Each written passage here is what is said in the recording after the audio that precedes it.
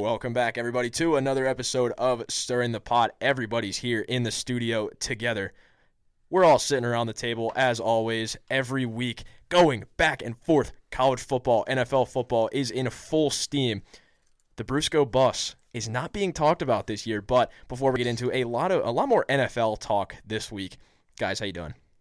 I mean, everyone here looks so excited. I see Gabe over there smiling because fall break is in 2 days, which means we have 4 days off.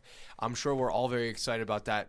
Me, John, Braden, and Andrew Hartlove are gonna go have Andrew the best Hartlove game. is joining us. Yeah. Oh wait, I my- forgot to tell you that my. the best game of golf that we might ever play in our lives. But very excited for break as it's much needed personally. Man, yes, this break's going to be awesome. Nice little mental refresh. I will be cooking up in the studio, helping with promos.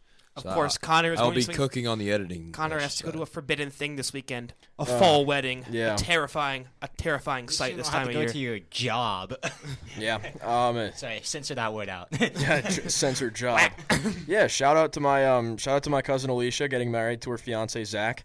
Go Redhawks, baby. Miami, Ohio. Mac references are always great. Both alum. But let's get into some ball talk. Let's go over a fun week of college football. This won't be the main talk of our episode because there's two major upsets. The rest of them were kind of you could have predicted that. Miami took down FSU behind a 4-touchdown performance from whoever's going to get the steal of the draft, Carson Beck. UCLA over Penn State. That was terrible.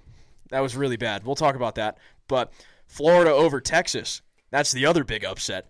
We'll talk a lot about these two teams when the AP poll conversation comes about. But to go on with the rest of the week, Bama handled Vandy, and Pavia had not that great of a game after practicing his kneel before the game. Yeah, okay. The only thing he's going to be kneeling for is hope and forgiveness from his Lord and Savior for that awful game. Cincinnati, what a game. They were up by, I think, 27 at one point on Iowa State. They hold on 38, I believe 30.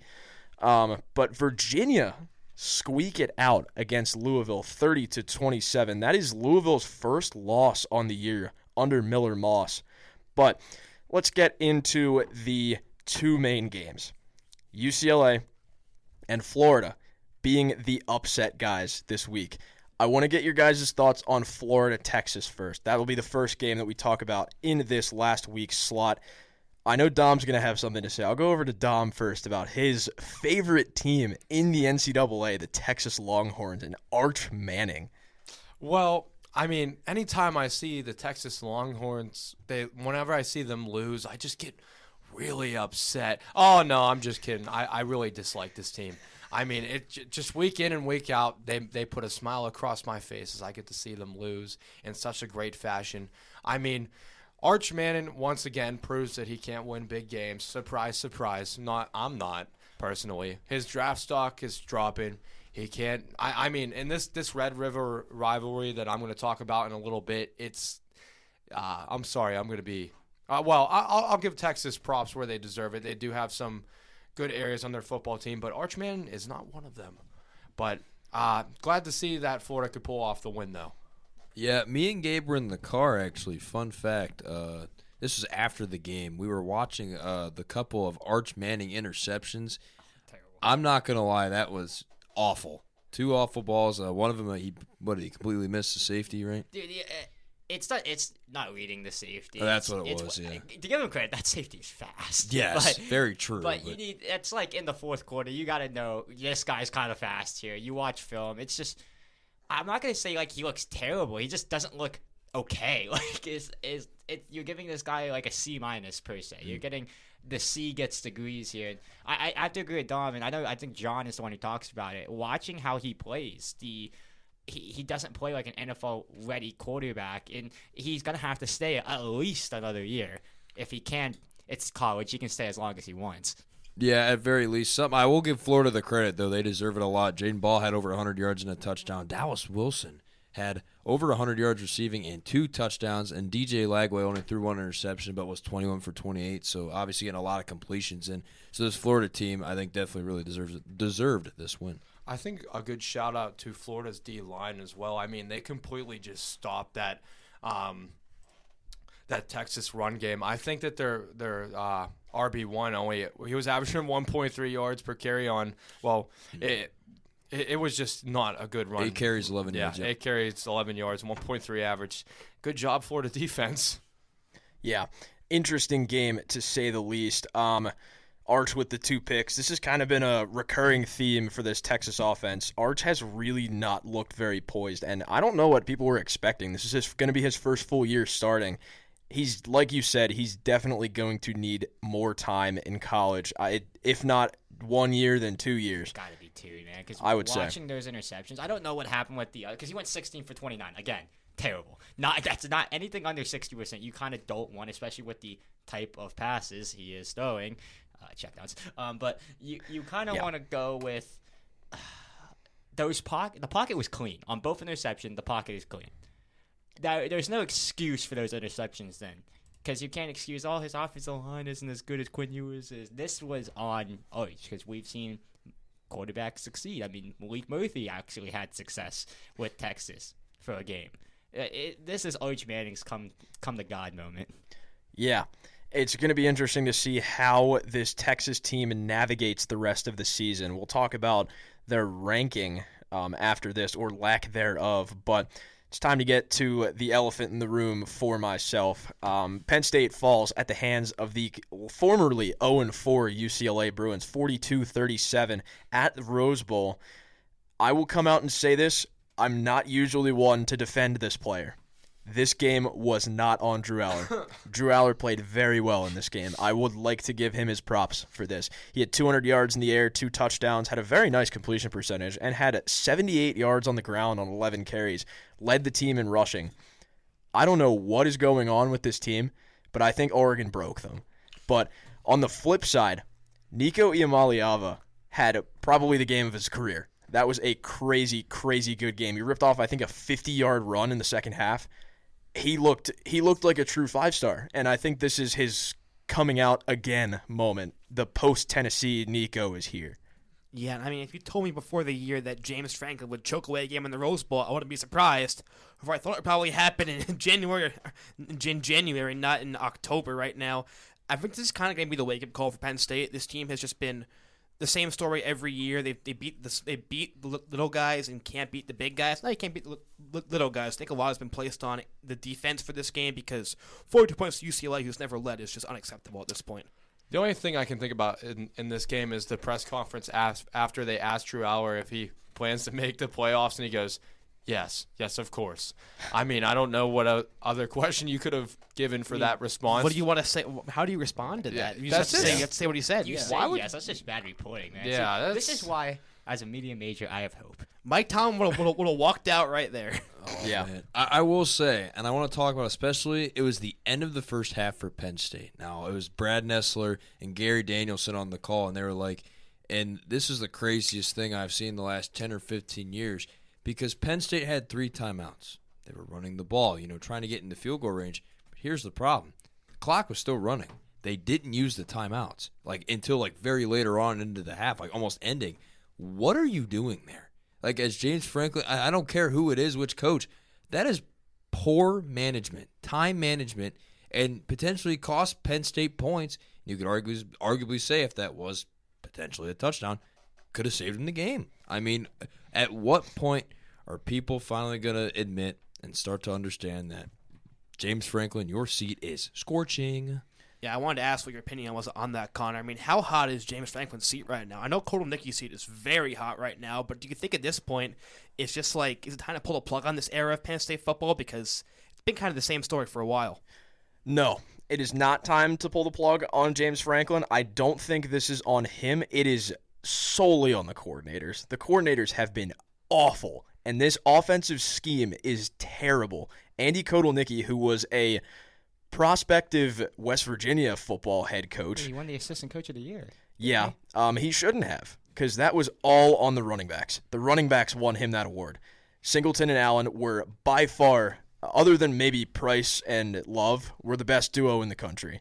And I mean, those 2 guys propelled that offensive coordinator to get that award, but that's it. But when they're not producing like this, Allen has been the sole back so far. Singleton has had a really bad year so far. This is where they get exposed. And Kotelnicki doesn't know how to draw up a pass play. For a 5-star quarterback who was the number 1 quarterback in his class, you don't know how to draw up a pass play for him past, 5 yards? That's not a screen. He needs to get shipped to China. He needs to be coaching for the Guangdong Tigers at some point. Yeah, ni hao. I was going to say, you forgot the running backs and Tyler Warren got him the award. Yeah, Tyler Warren was a major part of that. It's kind of hard to screw up a pass play when you have Tyler Warren as the receiver in that pass play. I'm surprised to see Knowles having a rough year after coming off a national championship year according at Ohio State and many years before that being successful. He's a double agent. Or, hey, maybe on a first down in a crucial game in overtime, why don't you just use your running back? Yeah, why don't you as a coordinator? I'm never going to get over that. It was a crazy call for him to throw on the first play. Yeah, why don't you use your position that your school is known for? They're known for the running backs, so why would you not use that? But Drew Aller is career suicide committing to Penn State. I don't know why he ever did it in the first place. He should have gone somewhere where they actually can develop a quarterback. LSU. But Penn State's never going to recruit a good quarterback ever again. And for good reason, because they just run their quarterbacks into the ground. But with that being said, I think that's enough talk of last week. Let's get into the AP poll. Now, there's a lot of different movements on the AP poll. Let's start out with number 1, Ohio State. Number 2, Miami, going up 1 spot. They are creaking up the doorstep of Ohio State right now. They have a very good resume so far. Number 3, Oregon. Number 4, Ole Miss. Number 5, Texas, creeping up into the top 5. Number 6, Oklahoma. Number 7, Indiana. Number 8, Bama, going up 2 spots. Number 9, Texas Tech. Number 10, Georgia. And number 11, LSU. They're out of purgatory. Number 12, Tennessee Volunteers. They're not in 15th anymore. Number 13, Georgia Tech going up 4. Number 14, Mizzou going up 5. Number 15, Michigan going up 5. Number 16, Notre Dame going up 5. Number 17, Illinois going up 5. Number 18, BYU going up 5. After a win against West Virginia. How that is, I don't know. Number 19, Virginia going up 5. Wow, seeing a bit of a trend. Number 20, Vanderbilt going down 4. Oh. Number 21, Arizona State going up 4. Number 22, Iowa State going down 8. Not far enough. Number 23, Memphis on here. Number 24, South Florida, making it back into the rankings. And number 25, FSU, still ranked after a 2-game skid. Na na na na. Na na na na, hey, goodbye. The preseason 1 and 2 are out of the poll, which is pretty crazy to think about right now. Kind of shows that you didn't know this is a crazy season so far right now, and to see Texas and Penn State fall, it's not surprising, but it's kind of just, it shows, like, is there any hope for these teams to get back in? I think, really. I mean, Penn State gets Ohio State in a few weeks. If they can pull that win off, they get back in the ranking, but for Texas, it looks a lot rougher right now. Is there any hope? Top 30 teams. Is there any hope for them to get back into the rankings? I'm sorry, I meant that wrong. Back into playoff contention. Yes. Yes. They play, especially Texas, who plays in what we call the best conference in football. If they could rattle off some quality wins, I could not tell you their schedule. That might be easier said than done. Who, Texas? I'm not saying it's going to be easy, John. I said if they could rattle off some wins. You said, oh, they had contention. I'm like, honestly, no. I mean, like, if you crunch the numbers here and there, I mean, I know your political science, but, like, it shouldn't be this debatable. No, I mean, I'm saying, like, do you think there's a reasonable possibility they can get back and play? Yes. I think Texas has a lot of an easier path than Penn State, they I were would say. Texas, 1 no. and 2 for a reason. If they start playing like it, they can easily get back in. If Penn State, by some grace of God, wins out, they can make it. They need to beat Ohio State. They have probably. about They don't two. have Florida schedule. They have about 2 or 3. I mean, depending on how Nebraska can finish this year, 2 to 3 quality opponents. They'd have to win Ohio State and Indiana. I would think pretty handily. Iowa's also up there. They're a sneaky. That'd be a decent win for the resume, but And plus, it depends on what obviously everybody ahead of him does. But there's a new team in the top 5, and I know Connor really loves this team at number 5, the Texas A&M Aggies. Go Aggies, baby. And Marcel Reed. Man, my goodness. They are so fun, man. Marcel Reed's been so shaky so far. I mean, he started out the season really hot, But once they've started playing quality opponents, he's kind of shown a bit of inconsistency in his pass game. He's young. I'll give him some time to develop, but he's shown a lot of flashes. He's got the A&M Aggies 5-0 right now, number 5 in the nation. If you saw this top 5 at the start of the year, you would think something is wrong, because Miami, Oregon, Ole Miss, A&M. Obviously, you saw Ohio State and Oregon being in here, but Miami, Ole Miss, A&M. I feel like you would think that's a long shot for this to be like the mid-season top 5.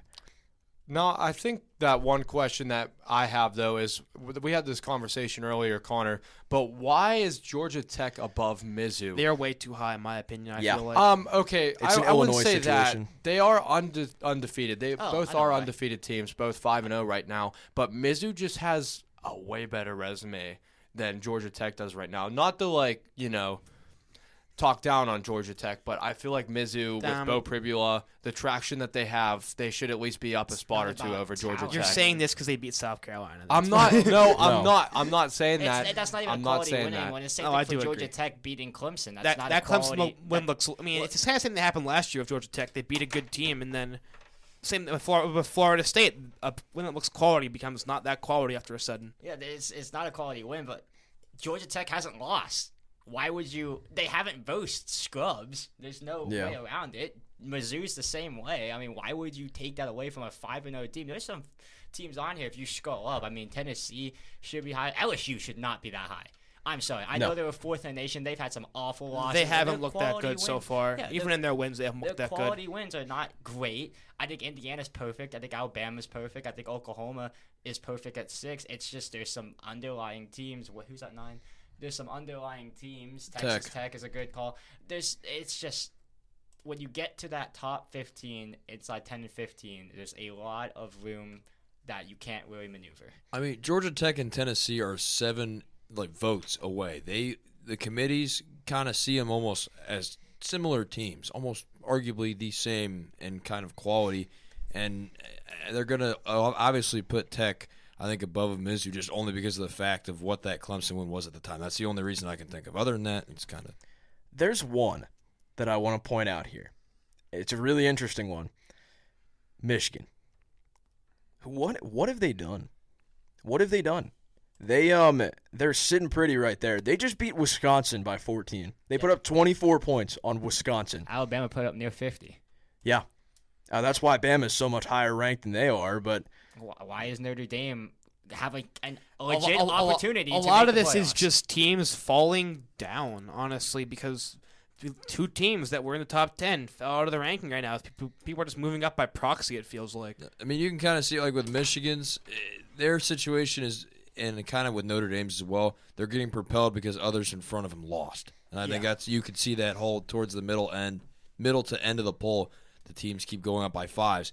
That's why. It's because of everybody else kind of falling down instead of them going up and playing better. I mean, look at BYU. WVU is not a quality win right now, and they went up 5 still. it's never a quality win. It really never is. But let's get to our college football players of the week. We're all going to go around and do one guy that we thought was our standout player of the week. We are halfway to the next NAP poll for college football. We get a couple guys on the radar, but my player of the week kind of goes without saying. This guy was nuts. And I mean, it's Service Academies. I have to shout him out. These are my boys. Eli Heidenreich, wide receiver from Navy. 8 catches for 243 yards and 3 touchdowns against Air Force. I mean, crazy. But I mean, for Service Academies throwing the football that much, nuts. I love Blake Horvath, and I will be with Matt Foley on that train until the day I die.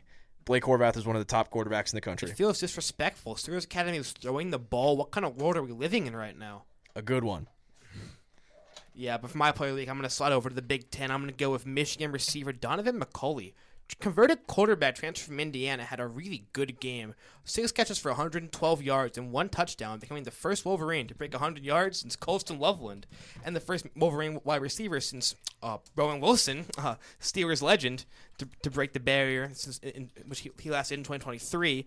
But I mean, Michigan right now is having their They're going up because they aren't doing anything wrong right now. If they're going to be a good team, they're going to have to rely a lot on this explosive offense. As Bryce Underwood continues to get better, I think he'll be a big part of that. He looks great in the second half, just going up for jump balls and making some good runs down the sideline. He was great for them, and Michigan can be a playoff team if they keep playing like this. So. I mean, my player of the week, I'm going to have to go with Pitt's quarterback, Eli Holstein. I mean, he played so well that he got benched. But other than that, I'm going to have to go with, of course, we talked about this guy earlier, but Nico Iamaleava, I hope I said that correct. I probably did not. Nico Amalivia. Iamaleava. Iamaleava. Okay, so Iamaleava. Still not Just there. go with it. Still not It's there. fine. You know, you get the gist. The UCLA Bruins quarterback. Let's go with that. Okay, 17 for 24, 166 yards, 6.9 average basically per pass, and 2 touchdowns. I mean, like you said, Connor, earlier, this was kind of his comeback. Welcome back, Nico game. I mean, he played really well against Penn State, who is well known for their defense and cornerback, specifically their secondary. I mean, and just what a story there, specifically when you go 0-4, and just what a game for him. Shout out to him. Yeah, shout out Nico, the best quarterback in the nation for a week. But my player of the week will also be from the same team that John picked, running back Justice Haynes, not the Michigan transfer. He transferred into Michigan from Alabama, had 117 yards, and had 2 key touchdowns in the win against Wisconsin. To me, I think really helping Bryce Underwood get that victory for Michigan, and Justice Haynes was a big part of it. I think we have the first FCS player ever to grace this player of the week. My player of the week is from Western Carolina, Teron Dickens. Yes, that's his actual name. Hey. It's the stat line doesn't pop out for you. He had just under 400 yards against Wofford, 3 touchdowns, no interceptions. He was 53 for 56, and Jesus. set a college football record 46 straight completions. So if you have a stat line like that where you throw 46 for 46 to start a game, you shall be the deemed player of the week, in my opinion. That will probably never happen again. Yeah, that's a kind of a unicorn stat. Just quick shout out to Maddox Madsen for throwing 4 picks against Notre Dame. What a game. Defensive player of the week right there. Yeah, defensive player of the week is a quarterback. Please putting up DJ Lagway numbers. Yeah. All right, let's get into our games of the week. We'll try to go quick through these. We've got 5 of them to go through. Pretty good college football slate this week. I will go to RJ first with the number 1 Ohio State Buckeyes taking on the number 17 Illinois Illini. Ooh, a chance to talk about the Buckeyes. Say no more. But for Ohio State, coming off a 42-3 win against Minnesota, they were 3-1 at the time, I believe. So for Ohio State, getting a big win. It was the NBC Saturday night game. But the defense for Ohio State, no touchdowns allowed while the opponents have been in the red zone. And that's only been 8 times. Really impressive for what Matt Patricia and company have done at Ohio State. They are 3rd in total defense, only allowing 215.8 yards per game. And Julian's saying, man, I'm telling you, as an Ohio State fan, I was impressed with so far how he has played and how composed he has been, especially with those high completion percentages and the way he reads his reads, kind of slowing down that offense and making it go by quick. I think it's really good for him and his development. So a quick shout out for him as he went 23 for 27, had 3 touchdowns. The running back room is basically a run by committee with a mix of freshman Bo Jackson, who is currently kind of like the one, sophomore C.J. Donaldson and senior C.J. Donaldson, a former West Virginia Mountaineer, and sophomore James Peoples kind of split that 2 role a little bit. So for Ohio State, you kind of have that 3 running back punch. Donaldson being more the physical guy, and Bo Jackson, you look for kind of that speed and punch at the same time. The wide receiver duo, Jeremiah Smith sophomore Jeremiah Smith and junior Carnell Tate, make it really easy for Sane to make those quick reads, especially if Jeremiah gets doubled. Usually Carnell Tate gets more of those targets. So I think for Ohio State, that's something really to look for. And the defense. Defensive end, Caden Curry having 5 total sacks. Linebacker Arvell Reese having 3 of them. And then on the defensive line, Caden McDonald helps, also gets pressure to the quarterback. And it forces them to really make quick decisions. And especially for Illinois' Luke Altmaier, that's going to be a key factor in this game. Kind of saw how Indiana kind of pressured him. And for me, that Illinois defense can be pretty questionable. For Ohio State, look for one of those air attack games. But on defensively, secondary-wise, Jermaine Matthews, Caleb Downs, Lorenzo Styles Jr. and Sonny Styles will be looking to help that secondary and linebacker room. Ohio State has a lot of firepower, and they can beat you on the ground and in the air, which I think will be two very key things. And for Illinois, they're coming off a 43-27 win against Purdue. Luke Altmaier, 19 for 23 and 1 touchdown pass. The senior quarterback, or the senior connection, I should say, between him and wide receiver Hank Beatty will be very crucial to if Illinois can really make a statement in this game. He had 5 for 186 and a touchdown last week as well. And for me, that Illinois defense allowed 453 yards to Purdue. So I think Illinois' key to this game, I should say, offensive control of possession and keeping your defense off the field. So for me, Illinois needs to get those big plays. That Memorial Stadium environment needs to be loud. Altmaier needs to be quick and rhythm and make it early for Illinois to have a main chance in this one. That Indiana performance is still in my head, so I'm going to go with Ohio State. I would not be shocked if this is a win by more than 20 points. Yeah, it's going to be an interesting one, obviously, because Illinois were very highly ranked to start out the season, inevitably went down, but they've been back on the come-up, so it's going to be fun to see how they take on that Ohio State defense. But on to the next game. I'm going to send it over to Dom with the Red River rivalry. Number 6, Oklahoma, taking on the Texas Longhorns at a neutral site. Now, I feel like I've talked about a game like this before, such as Mizzou in South Carolina, as this game is going to come down to if John Mateer is starting or not. Now, they are saying that it is expected that he will be in this game, but signs are looking good that his thumb injury is on more of the positive side right now. So he is leaning more towards to play this game. So I'm going to treat it like he is. But if not, there are some concerns for Oklahoma. I mean, they did play Kent State last week. Keep in mind, 44-0. Poor Kent State. I'm sorry, Kent State. But their backup, Michael Hawkins Jr., I mean, he looked decent. I mean, he had 162 yards, 3 touchdowns, but a 64.3 QBR is kind of concerning, especially against a school like Kent State. I mean, I know they don't really have that action a lot of times. They can't really win that many games, but if he's playing in this Red River rivalry, you're going to make Arch Manning look good, and that kind of concerns me. Now, this Oklahoma defense is also really good, kind of similar in comparison to the Florida team that Texas won up against last week. So I'm expecting that run game to get shut down again from Texas. Sarkisian did say that he is expecting John Mateer to play, and he is getting the defense ready to go in case John Mateer does play, but very positive that he is going to play. If he does, it's not going to look so good for Texas. I feel like it's going to be a landslide victory kind of for Oklahoma because this Texas team, specifically with Arch Manning, I can't put my faith in them. If you're putting up a terrible QBR, well, I mean, he did that last week against Florida as well, but again, you can't play under the big lights. It is mutual sight, but still, give me Oklahoma here. I mean, there's good reason behind that too. Yeah, I think it matters whether or not John Mateer is going to be playing in this game. I think Sark is definitely going to have his hands full no matter what quarterback plays for this team. I think Torrey Blaylock is going to have a bit of an interesting role in this offense depending on what quarterback plays. But now I will send it to Gabe with the unranked Florida Gators coming off a major win versus the number 5 Texas A&M Aggies. Yeah, you got to give Florida their props. I still feel like Billy Napier is still the coach with the hottest seat right now. He always seems to win at the right time. That's true coaching at its finest. But I like this Texas A&M team. They finally cracked the top 10 or top 5 again, excuse me. And they're led by probably, in my opinion, the best wide receiver duo of the year.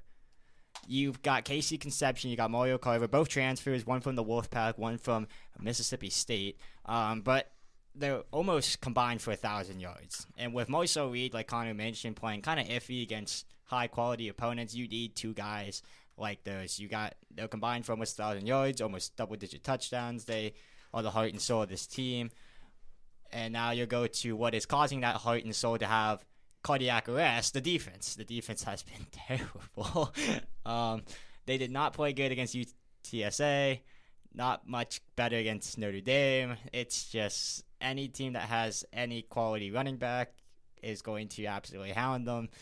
They're such a weird team. And then you move on to the other side for Florida. This is why I think Billy Napier should be fired. Who is their quarterback for the Gators? It's DJ Lagway. How many rushing yards does DJ Lagway have, not including the sack minuses? Under 100. Ooh. Why does DJ Lagway have under 100 rushing yards? That makes no sense. He's not a passing quarterback. So it just... I see Texas A&M completely just demolishing them, honestly. They've had their big-time Texas win. Congratulations. You beat Arch Manning, a coughing baby. And now you're facing the hydrogen bomb. I mean, this is what is happening. Yeah, this A&M team is very talented. I think Florida's defense is going to give them a run for their money, but I think it's A&M in this one.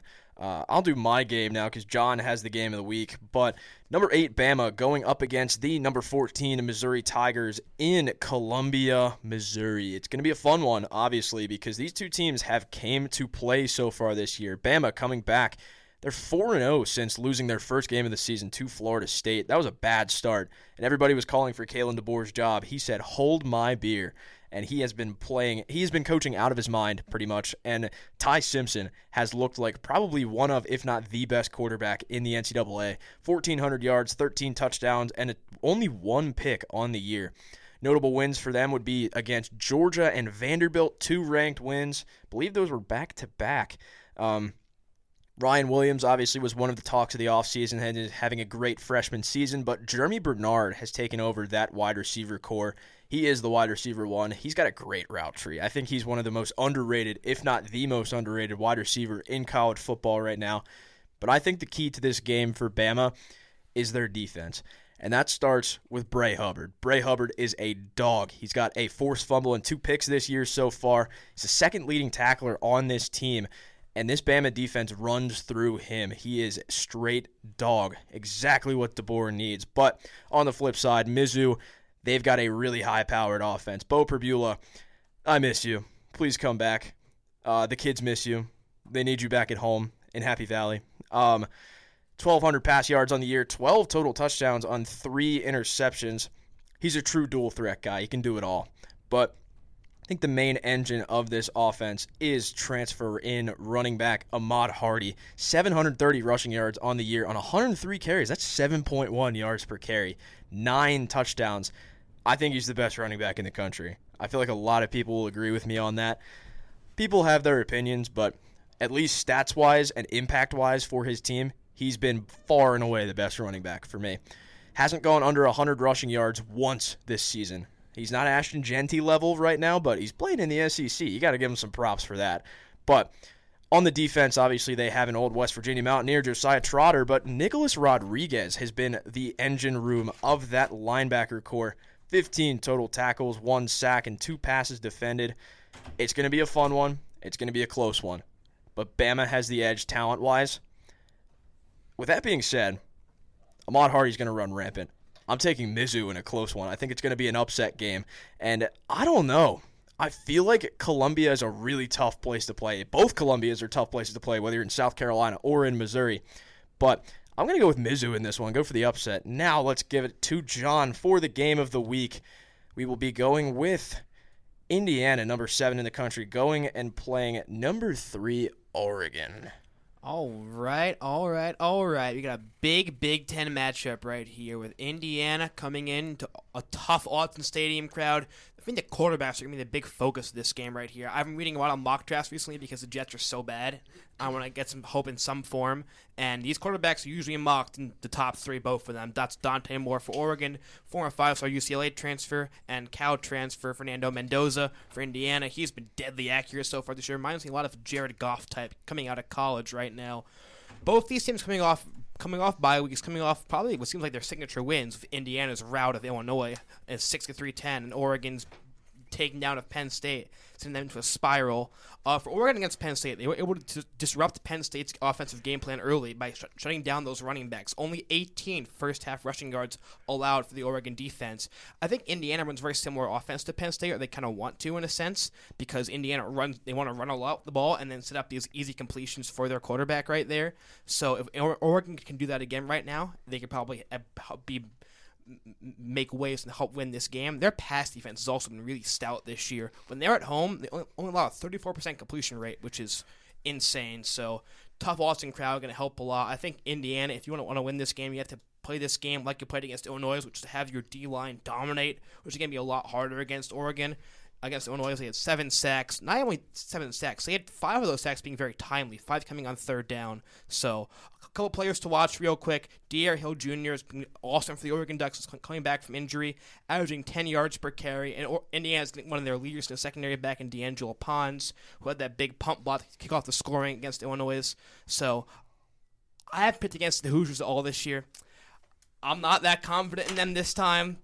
I'm still going to pick them, but I'm nervous. I'm really nervous. Austin's a hard place to play, and this Oregon team is really nice.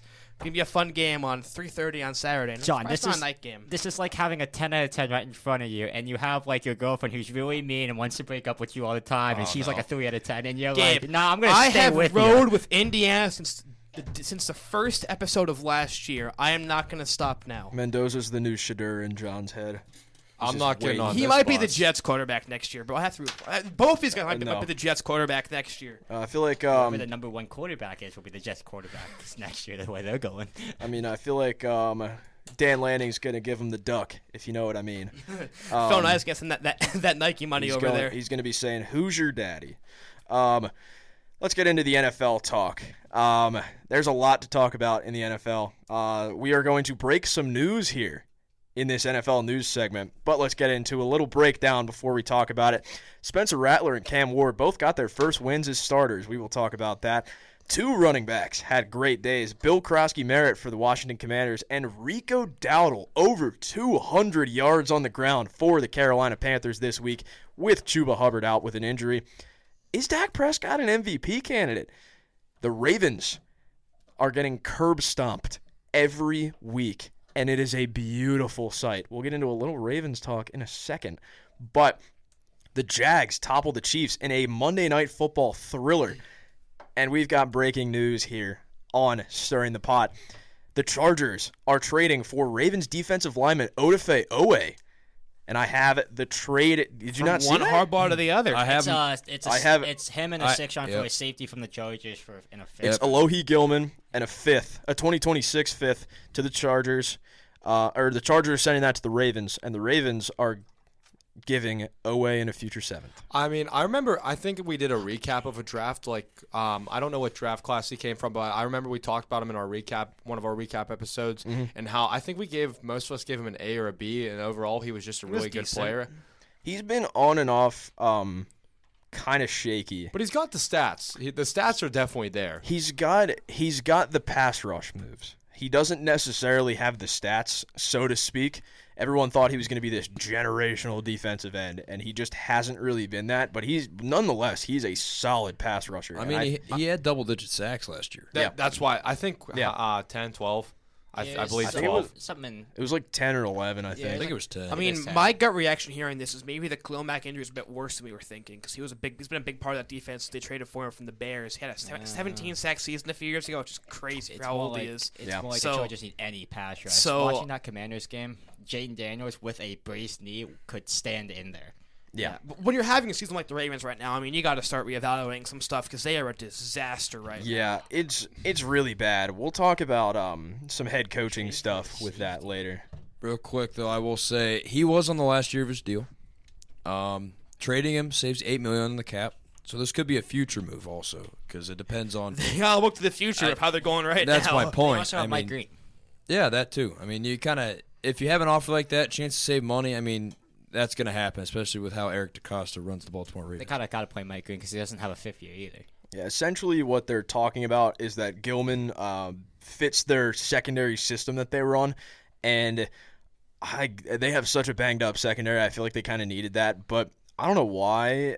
I mean, like you said, he's in the last year of his deal. Interesting move, to say the least, but another trade happened today, one with my team. The Bengals traded for Joe Flacco. Yeah, you know how I was talking on here about how I wanted Malik Willis or Russell Wilson or Jameis Winston or something like that. Maybe Kirk Cousins. You will get one Joe Flacco, and you will like it. Yeah, we just got Joe Flacco. Nice. Oh, he's elite. I don't know how to feel about that. Yes, according to the President of the United States, he's the most elite quarterback in the NFL. So I'm hoping he lives up to that hype. But Yeah, I don't know. I think that's kind of I a think it terrible was- trade. He does not fit your T. system Higgins at all. T. Higgins owners to the moon. It was Flacco in a 6th for Like a a sixth? 5th, which is really weird because I was not expecting that. I was on the phone with my dad. And he actually broke it to me. Probably one of the first times my dad has ever broke Christ. ESPN news. No, that's Rick. It's Rick. Oh no. Shout out Rick my Rice. dad, Sorry, Rick the Rice. Brayton status. Yes. Aren't you like the third? I'm the Fourth. The 4th. fourth. Keep the generation going, man. I was not expecting this though, but I mean, what this shows for Cleveland is It's Gabriel to the moon now. Yep, it's Empowering Gabriel and Shadur Gabriel. to the moon, and you might take a quarterback in 2 years. You might as well figure out. Putting any it of them all are in good. red, huh? Any of them are Yep. good. In my opinion, Cincinnati should have maybe traded for a more mobile guy. That's because of their offensive line. But What, you mean 40-year-old Joe Flacco isn't mobile? No, they he's not. keep getting less mobile with their quarterbacks. Burrow, I will say, Burrow's a very mobile quarterback. If you say that Burrow's mobile not because mobile, he has to. He has to be. okay. If you say Joe Burrow isn't one of the most mobile quarterbacks in the NFL, you don't watch football. He kind of has to be. Well, And- not even the fact that he has to be. The way he maneuvers around the pocket is nuts. I mean, whatever pocket there is left. The worst part about this is that Diana Rossini reported about 3 hours ago that you guys did not reach out to the Giants about Russell Wilson or Jameis. Who'd we reach out to? I don't know. Nobody. That's just I know Because they you were didn't reach out calling to. for 48 hours, weren't they? Since the loss. I think something about Malik that. Willis. I mean, you kind I of would I don't think the Packers would have traded him. you anyway. kind of He's too have valuable to. For back up. Cincinnati, you're in panic mode. You gave Hendrickson that 1-year raise. I mean, this is supposed to be this year was the year. So Hendrickson is gone. So what we were doing with our quarterback room right now, Brett Ripien got cut. Did Mike White get Mike cut? White also got No. cut. Gee, didn't see that one coming. But Jake Browning is the backup to Joe Flacco. You know who the only other quarterback that's active on the roster would be? Sean Penn State Clifford. alumni Sean Clifford. Clifford. I'm getting Vietnam flashbacks. I really am. And You see Clifford throwing to who's that guy you have? This Penn State Tinsley. receiver? Mitchell Miss Tinsley. yeah. Yeah, I don't know. I'm not moved. I think it's better than Browning. I'll tell you that much.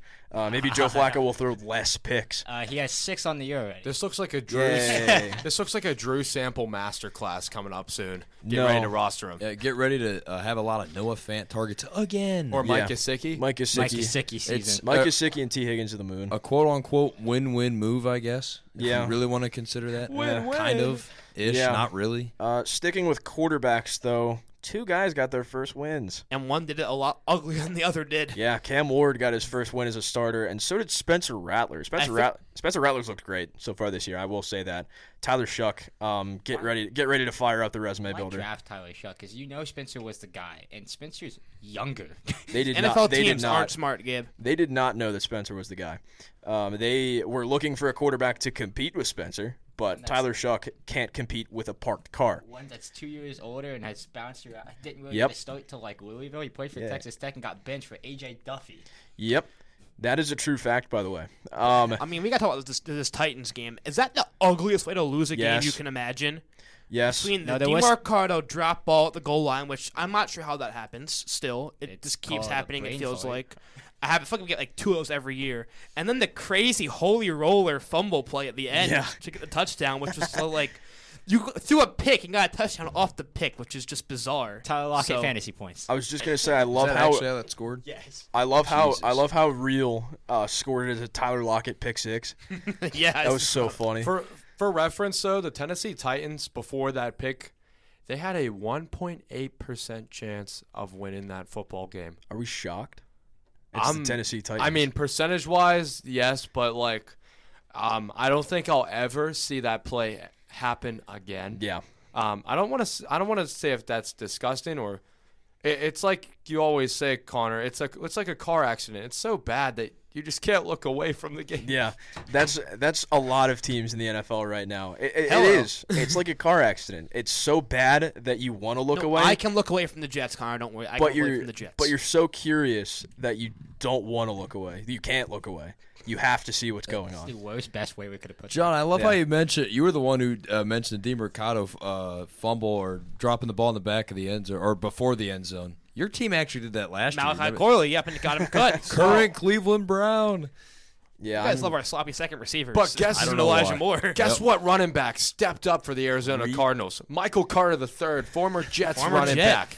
yeah. Keeping it A going. good day for our sloppy seconds, not a good day for the Jets. Oh. But I think if we're talking football, we have to talk about that Monday night game we saw last night Jags was amazing. Chiefs. That was a great game. Between Devin Lloyd having, I mean, we were talking. I think a lot of people were surprised to see him on the NAP poll a couple weeks ago. He has been one of the best veterans in the league this year. I think you saw it. He has 4 takeaways this year already, which is crazy. I'm more amazed Brian Thomas caught a deep pass. There's I watched a film breakdown of that pick six, and they showed that Devin Lloyd pick six was all film. He watched that exact set that the Chiefs would run. They would run that like bunch set with Kelsey and Thornton on the inside, on the right-hand side, and they knew that crosser was coming. And Devin Lloyd just sat and just made sure that he could sprint out to it. And guess what? They Genius. didn't pick up his 5th-year option. He's going to get a bag this offseason. Yeah. What He's did gonna we get a say, bag. Connor? Devin Lloyd, man. Underrated. Watch ball, watch the film. Yeah. If you watch film and you actually watch football intently, you would know that Devin Lloyd is probably the best interior linebacker in the NFL right now. Like the NAP Might have snatched poll. Warner's chain. The NAP poll blatantly Right now. disrespected him. Well, no one watches Jaguars football, so Well, I didn't either, but I'm like, That's not true. People watch Jags You watch football. Jags do. football? You kidding I me? watch Jags football. I watched That's it why too. we know Yeah. Travis Etienne's having a revival year. Yeah, and Shout- Brian Thomas Jr. Yay! He Shout scored out over 10 Xavier points. Worthy. Played against him and won. Oh, I love Foyesade Luakon. I love it. But it's great game. Obviously, Trevor Lawrence's birthday. Great birthday present for Trevor Lawrence to get that win against the Kansas City Chiefs. It has to feel very good for him too. The Jags are 4-1 right now. I really did not think that they were going to have that kind of record to start out this season. Their only loss is to Jake Browning. That's which is that's hilarious. so funny. And a game where he threw 3 picks. Actually, it's partially Joe Burrow. Joe Burrow played the first quarter-ish. So tied right now for the division of the AFC South. Yes. Oh, wow. That's who did the Colts lose to? They lost to the Rams. Oh Rams. yes, they lost to the Dane Rams Imes threw a pick at the last minute. Yeah. in good fashion though. They should be 5-0. But I think that about wraps up news. Let's get into the main segment of this NFL talk. We're getting into the coach's hot seat. There's 7 guys that we're going to be talking about. We're going to go from 1 to 10. How hot is their seat right now? Number 1, or if you go from 1, which is safe, to 10, which is running them out of town, basically. We're going to start with a guy that has potentially one of, if not the hottest seat in the NFL right now, Mike McDaniel of the Dolphins. The Dolphins have been very, very shaky as of late. So, what are your guys' thoughts on this? Scale from 1 to 10, how hot is Mike McDaniel's seat? 10. I mean, there was a moment when he might turn it around because he played the Bills tough and then he beat the Jets. But after that loss on Sunday to the Panthers, blowing a 17-point lead, it's as hot as it can get right now. I'm not gonna say 10 because I feel like that would be, in my definition, 10 is the mob. You know, the crowd, the fans are booing you. You know, they're getting the pitchforks ready. The mob is ready to just run you out of town. But I feel like I'll give Mike McDaniel an 8.5. I feel like his way of addressing the media is terrible. I also feel like he's a pushover as a coach. He does not handle his team like some other coaches do or take it as seriously, it seems like. Like, we talk about a good coach like Dan Campbell, the way that he really instills a mentality. Mike McDaniel lacks that ability. He does not. He does, oh, whatever, I don't care type of attitude. And it always seems like he's I don't know. It's just the way he addresses the media, as I said. I mean, one of his quotes was, "Oh, what's your goal to win in football games?" He said, "Oh, just got to score touchdowns." I mean, for you guys as media majors, that's like the answer you should not give. You got to have some elaboration in there, Mike. I mean, come on. And not only that, but the defense is terrible. You're losing to teams like Carolina. This offense can't find an identity. I don't like it. I feel like Brian Flores' football was better. But yeah, I'm gonna give it 8.5 for that guy. Shock, you got a 0.5 already. I'll give Mike McDaniel a 9. The only reason for me why it's not a 10 is because I think they're going to wait till the end of the year to fire him, most likely. If they don't, I mean, fair enough. I wouldn't honestly blame him either direction. But for me, it's culture. And I know, Gabe, you can kind of attest to that with Washington. But with Miami, when you're allowing your players to show up late to meetings and not give that full 100% effort, you are going to lose games that you should win. And for me, Mike McDaniel, one of the most, I think, I'm trying to find a better way to describe it, but one of the most top catalysts for this. And for me, he's going to get fired. You need to just coach better. And I think especially, Dom, you mentioned his media presence. It does not help one bit. In fact, it actually makes it worse you're just getting more things clipped into the media. So for me, it's a 9. Yeah, and for me, I have to agree with RJ. It's a 9 for me. Not quite that 10 because I feel like they can ride the rest of the year and they could, surprise some teams, get a bottom seed wild card. But the way his authority is nothing. His authority is nothing. His philosophy is nothing. His culture is nothing. I don't think his players respect him. No, they don't. They've said it time and time again. When you have open players, your top players, your bottom players, your middle players, your practice squad people even saying, we didn't learn anything about the playbook. We didn't do anything in film. And you're allowing that to continue to happen. That, for me, I can talk forever about coaching, what makes a good coach, what makes a bad coach. Fundamentally wise, how they play, playbook, scheming, he's fine. He's all right. Just the way he sets the tone in the locker room, the way he authorizes players, it's awful. And I think that's a fireable offense because you see where they're at. It's called plateauing. Yeah, Jalen Ramsey won it out for a reason. That's all I'll say. Yeah, I'm going to go about 9 for Mike McDaniel. I think his seat is very hot. It's been hot for a while. I feel like it's kind of just like a pressure cooker right now. It's just going to keep boiling until it just overflows. Do you guys remember the stat from like the 1 year where they actually went to the wild card, where the only reason they got there is because they beat teams that were below 500? I think they were 0-6 against. They did not win a game against a team that made the playoffs. So is this guy just really a phony? I think so. He might be one of those guys who's better off just being an OC than he is. In their defense, Yeah. that game was like negative 20 degrees, and that's hard to play in negative 20 degrees no matter who you are. Yeah. There's reality where the Niners get Saleh and McDaniel back as coordinators next year. Yeah. On to the next one. Raheem Morris of the Falcons. I feel like there's kind of some mixed reviews about him so far. What's your guys' take on that? I'm going to go... it's hard. I'm going to go like a 6. I don't really know how to feel about him. He's a really interesting coach. They had that collapse last year. They're kind of just in a weird purgatory right now where I can't really tell if they're good or not. They'll beat a good team and lose to the Panthers and get shut out one week. I think the biggest thing for him is just how much can you get this offense to click under Michael Penix? Can your scheme be successful, or are you going to have to just get him out of there and get a guy who can help Penix develop right now?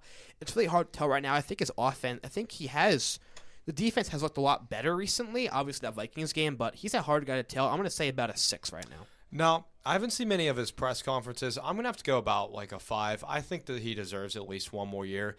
I feel like the main problem in Atlanta is the quarterback identity crisis. You come in, you have that, you think Kirk Cousins is going to do well. He doesn't do well. Then you go to Michael Penix, who, I mean, he's shown some promise. I mean, if that's even nice.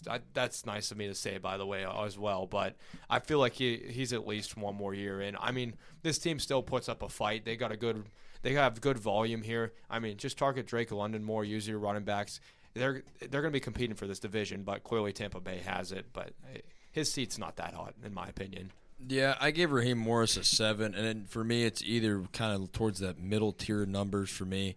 And I consider this especially looking at the offense. I mean, obviously, you can kind of – one thing is certain with Kyle Pitts, just the example. Oh, don't take Kyle Pitts number 1 in fantasy. There's a reason why that came up. And I think with certain schemings, and I know with Bijan Robinson, there were some times last year where it became an issue. I think really for Atlanta now when it comes – I mean, it's really early in the season. I think they're going to be one of those middle-of-the-pack teams. I don't think Raheem Morris will get fired after this year. I think he'll still have that job, still have that chance to get that defense up and rolling. But, I mean, considering the division they're in and a couple of wins that they can rack up, because I know a couple of teams they have on their schedule. I mean, they still have the Saints twice. You have the Jets. You have teams. I mean, you even have the Dolphins in there, just a couple to name. So I think, especially for this Atlanta team also, they are on prime time a lot for some reason. But I will say, kind of more towards that 6 or 7 number, so I'm going to take it at a number 7. Might be very low. I give it a 2. I think their GM should be fired immediately. If you look at some of the picks the GM has, his only good pick in the last since 2021 when he was hired Terry Fontenot was Drake London. You look at some of the other picks he has, Michael Penix, Kyle Pitts, Desmond Ridder. I mean, this has been an awful draft class. Every website you look on for Falcons draft classes post-COVID, nothing has been higher than a C+. Their GM needs to be fired. And when I say that, you have to instead give the coach 1 or 2 more years to see if he can work out the roster. And not to even mention the $100 million Kirk Cousins signing set them back a lot. OJ, you would know the best with that with Deshaun Watson. Don't remind me. So, I mean, I blame the GM more than the coach in this situation. Yeah, I'm going to go about a 4 or a 5. I feel like the verdict's kind of just to be out on Raheem Morris. I think eventually Michael Penix is going to get this guy fired. I remember a really fun talk show that I listened to near my area that said whoever drafts Michael Penix is writing their own pink slip because they're going to start him and they're going to immediately regret it. I think we're kind of seeing that trend. Penix has not turned out to be the guy that they've been hoping to use with their top 10 pick that they wasted on him pretty much at this point. But the verdict's still out on Raheem Morris. I think he's got a chance to be a good head coach down the line. He's got the Falcons 2-2 right now. Going to be interesting to see what they do. But I think this guy is going to be pretty unanimous right now, at least with the record that he's had with the teams that he's been given. Brian Callahan of the Tennessee Titans. What are you guys' thoughts? I actually don't think it's as hot as people are saying. I'm going to go about a 5. I think he still has time to show, like, first off, I think you're trying to avoid a Bear situation right here where you don't want to have your quarterback learning a bunch of new systems in a year where the Bears always fire a coach, hire the coach, and just kind of screw up a bunch of their quarterbacks they've had. I think for Callahan, I think really it just depends on, hey, can you get this offense back on board right now? I think it depends a lot on how the rest of the season goes, as a couple of these coaches do, but I'm going to say I think as long as he doesn't completely, poo-poo in the bed and just have a terrible end to the season, I think he should be fine just because he can tie himself to Cam Ward if he does good. So I don't think it's that hot right now. Also, it's only a second-year head coach. I think he still has some time.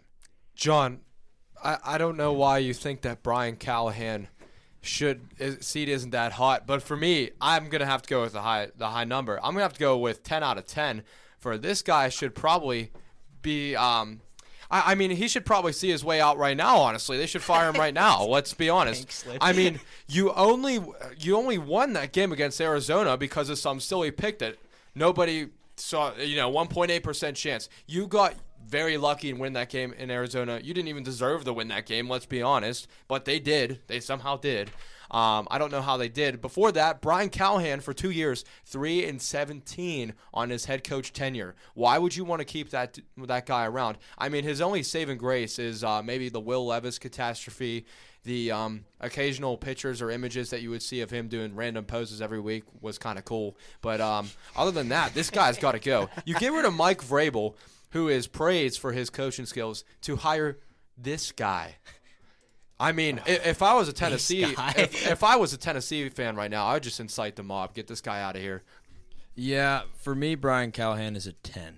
He will be my only 10 because I know there's going to be argument from that, but you have to look at it. They always say when you draft a high rookie quarterback that you're just drafting your star or your next coach's replacement. Mm-hmm. And I think that's exactly what's happening here in Tennessee. He has a combined coaching record. I believe it's 4-18. Yep. In total. And if it keeps going down this path, Tennessee does not have that time to wait and let this develop out. You have to find that new guy that can kind of give Cam Ward what he's looking for in the offense. He can thrive in the best. I just don't see him surviving this season. Yeah, and I think for me, again, he's a 9. I think he is unlike McDaniels, he is one of the potential ones to get fired halfway through the year. But it's the way he's scheming. I've never understood quite when you get generational talent, quotations on talent, and Cam Ward. It's a job saver. Yes, the the New York Giants are also doing it, which we'll talk about actually next. But this is the thing. You have Cam Ward. We're running air raid. He has no offensive line. What are we doing? Yeah, it's obviously I know a lot about Brian Callahan. He was the Bengals OC. He basically grew up Joe Burrow. He was a great offensive coordinator for us. But I think he's one of those guys, it's like a Brandon Staley situation. He's not fit to be a head coach. I'm going to give him a 10.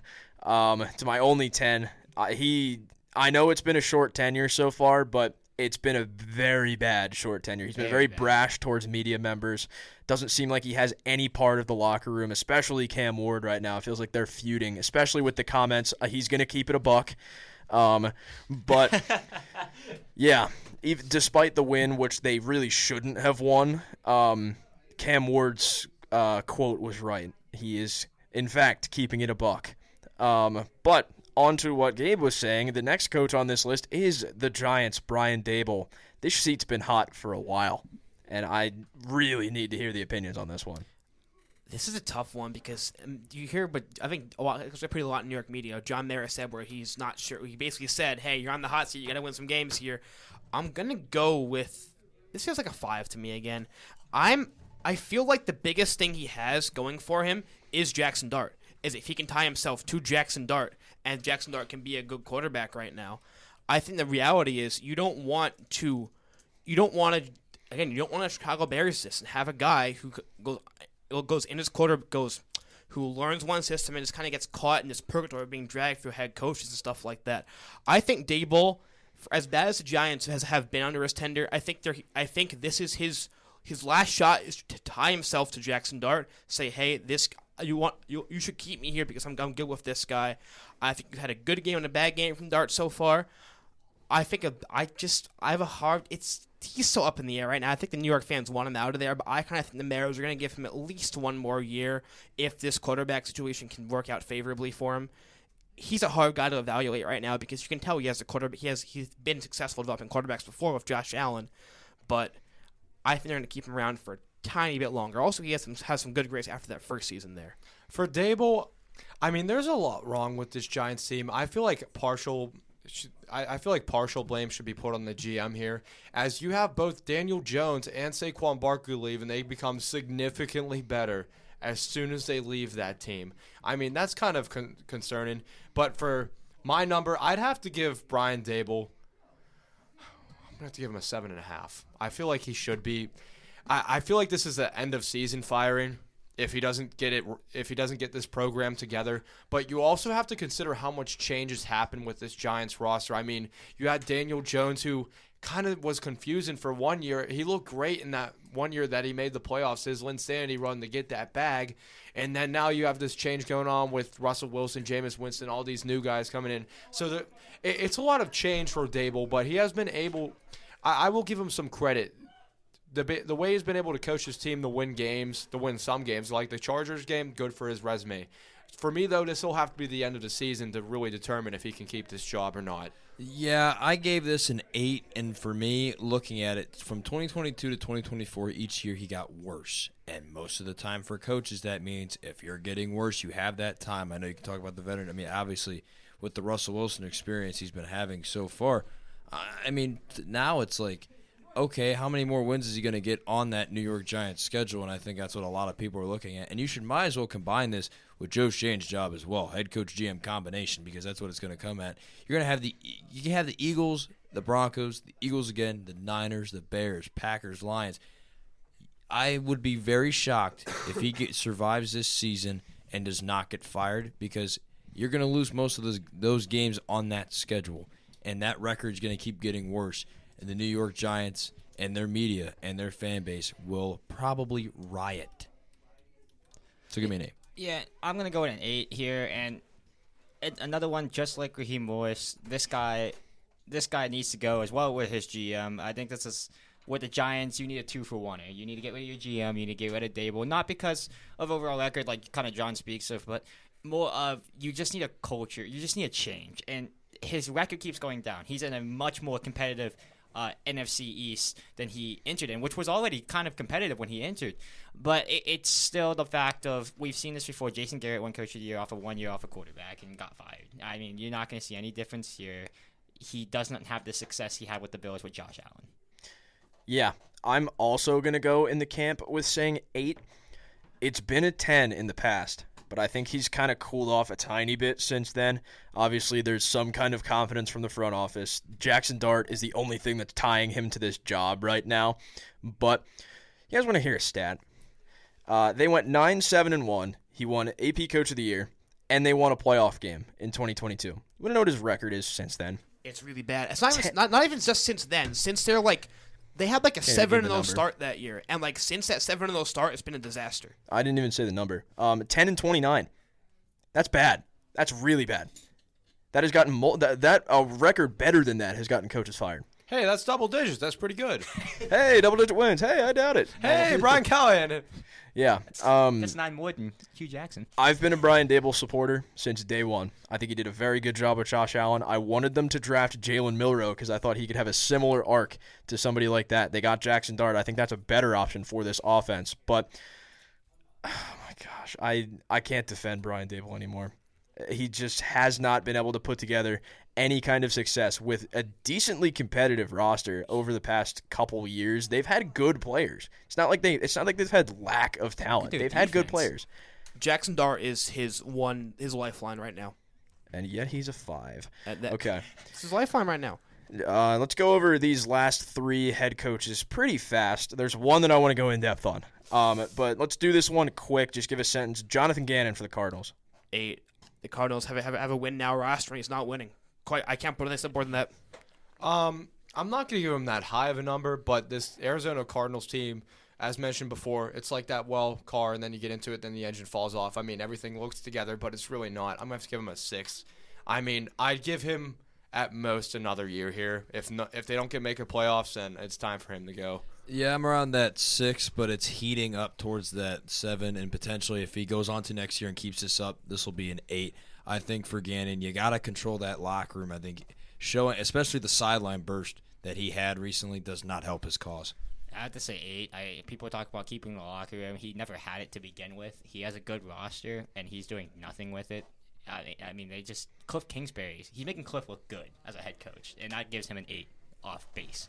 That's crazy that you said Cliff. 7-0 Cliff. I'm going to go about 6.5, 7 range.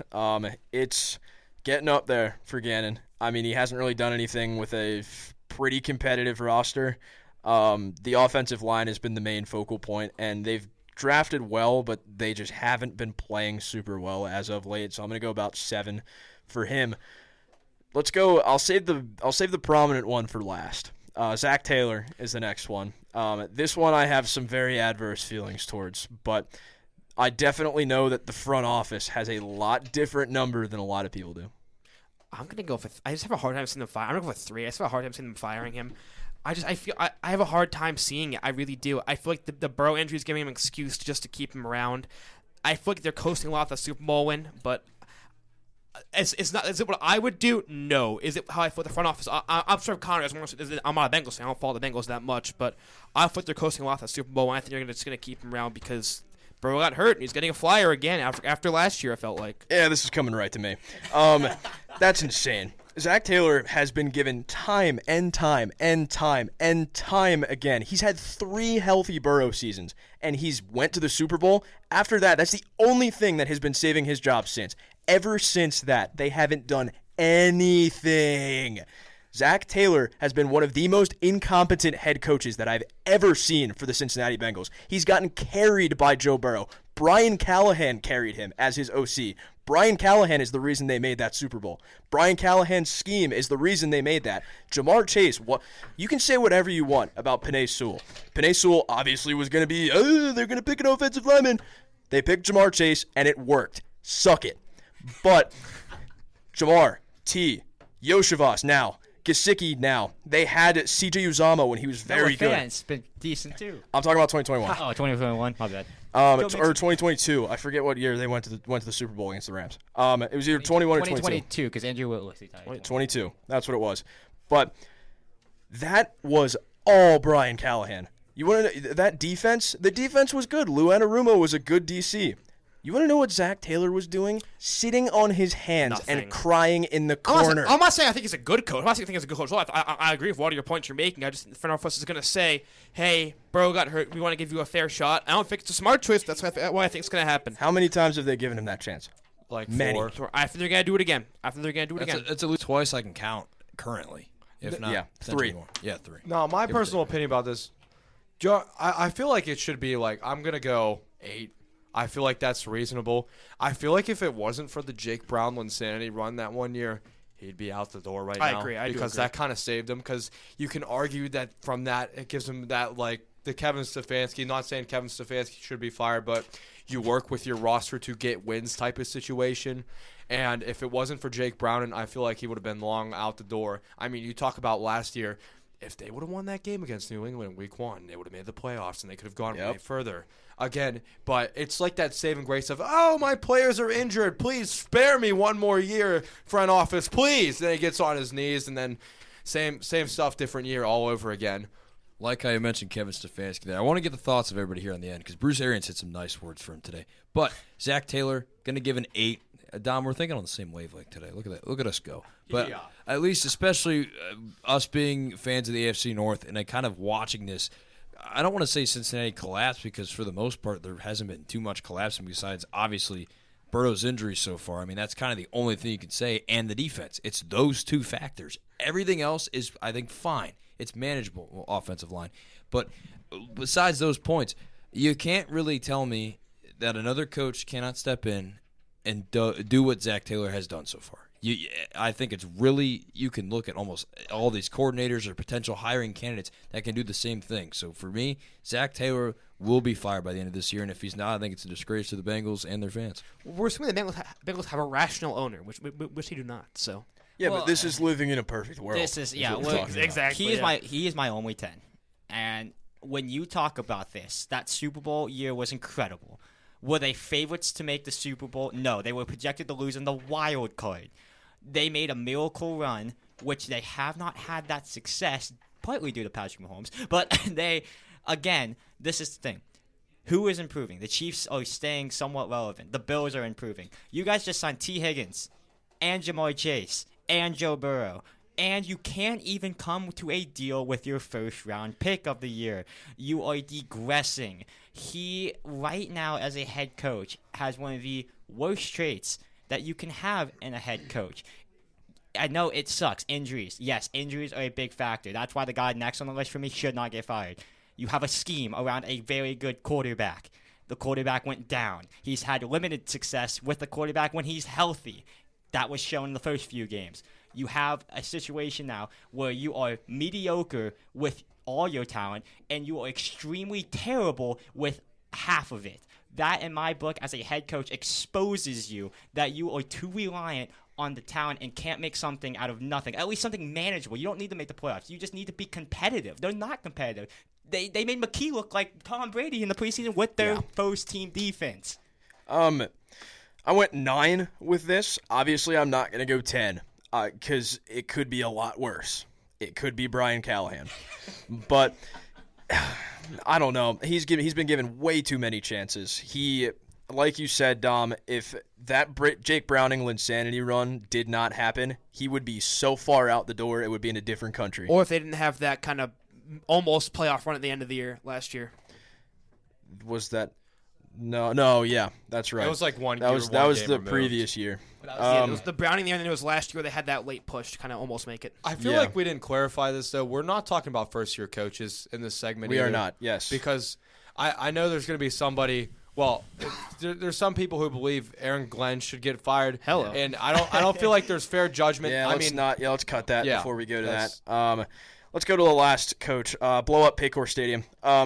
Let's go to the last coach on the board, John Harbaugh. This is the one that I wanted to talk about because there's a lot of mixed bag reviews on this one.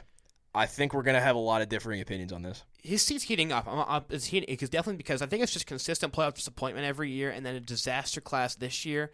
However, the grass isn't always greener. I feel like that's my honest. The grass is not always greener for anybody really. It's kind of the same where Mike Tomlin situation where it's like you can want to fire the guy because he can't get the job done. But James Franklin does it get any better really? I don't think a seat's hot, especially with the injuries we're having this year. I think he's gonna at least get next year. I'm gonna say a 1 right now. I don't think he's getting fired. Now, I have an interesting take on this. I feel like his seat is actually somewhat hot, as I feel like John Harbaugh kind of clings to Lamar a little bit here. And I mean, we talk about AFC North coaches and the reasons that they stay. Kevin Stefanski is given credit, and he's been tenured with Cleveland for about 5 years now. He's stayed because of his versatility, his ability to win games with his roster, no matter who gets injured, no matter what happens. Same thing with Mike Tomlin, no matter who gets injured, no matter what happens. Sure, you had that Super Bowl dynasty era for a little bit, but to win games with people like Kenny Pickett or other terrible quarterbacks, I mean, hats off to you. Same thing with Zach Taylor, even though we just had the argument that Jake Browning kind of saved him. But John Harbaugh, by the looks of it, without Lamar Jackson, it's not looking too hot. If you can't win a game with Derrick Henry and a somewhat stacked offense, I mean, I get it, the defense is banged up, but you got to at least put up a better scoring game than that. I feel like it's a 6 for me here. Yeah, Dom, you slammed my point there because I was talking with Andrew Hartlove and sports director Quinn Roby about this very topic this morning, actually. And it influenced my opinion a little bit. When you really look at it, with Lamar, and I know obviously with the Joe Flacco years as well being included, that high level of quarterback play, he's always been surrounded by that. And I know obviously a lot of people will say those Baltimore defense were always really good, really good, really good. But now when you see Lamar hurt, and obviously with those defensive injuries, those are going to kill you, especially this season. What production has been shown? And I think you really can't say too much. And to me, that speaks numbers, especially specifically just coming from the head coach as a whole. So, I mean, for me, it's around 7.5. Now, if they obviously win and have a couple of those situations where the roster does win them the games, then it can cool off a little bit. Yeah, I think I have to go around 6. I don't want to go any higher than a 7, kind of like RJ. But it's again for me. Injuries happen. For how you are playing with these injuries to have no production, that's when injuries become an excuse. Oh, a very shocking word for coaches, an excuse. It is, and I think the offense for me is fine. You had a whole system around a very mobile quarterback with a dominant running back, and it hasn't worked out because injuries to the quarterback, the running back has digressed. The defense is inexcusable. I don't care. They're NFL players. It's inexcusable how horrific they've been. The defensive coordinator should be out the door, and Harbaugh should take over on the defense side just to save some part of the season. I'm going to go about 5. It's going to be kind of a mid-tier one for me. The playoff success has not been there. He's clinging to Lamar is what mine is, but it's not nearly as hot as some other coaches that I would say. There's some kind of hot seat for him just because of the repeated losses in AFC divisional and championship games. It's Mike Tomlin. Yeah. Well, no, that's a different story. But There's a difference behind that. Tom- Mike Tomlin could just put any player in that scheme and still win games. It's like with that different voodoo levels. magic. Like You see what the difference is, though. Yep. yeah. Prime example. Yeah, so I'm going to go about 5. The injuries are what's keeping a lot of that back, and he's a good head coach. I'll give him his props for that. But that is going to do it for us for this episode of Stirring the Pot. We will get it back to you guys next week with another banger. See ya.